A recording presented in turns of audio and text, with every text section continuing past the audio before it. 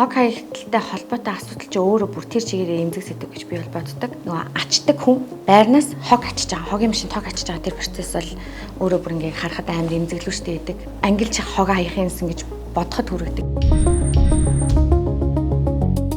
Тэгээ ер нь байгальтай хайртай бол тий одоо эх орондоо хайртай бол тэр хогийг бол ангилж хаях хэрэгтэй. Хогийг чи ингээ хүн харангуут өө энэ тэрний хог байна, тэрний хог байна гэд ингээд мэддэг байсан бол хүн хэзээ ч тэгж хог хаяхгүй байхгүй.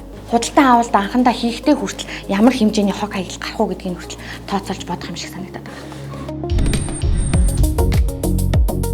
Би амар лаг хүн. Гэхдээ хогийн ингээ те гэрээсээ гаргачвал надад хамаарал болчдөг тийм үү. Зүгээр л гэлгуурууд нь тэгээд хайчдаг бол чи бол хизэж лаг хүн биш үү. Нэг хүний үйл гэлтгүүгээр хүн болгоны оролцоо энд яг оролцол эхэлчих юм бол тэрийг бүр амар их бууруулах боломжтой. Хог ангилах нь ердөөсөө ажил биш. Та өнөөдрөөс ч эхлэн хог ангилах боломжтой.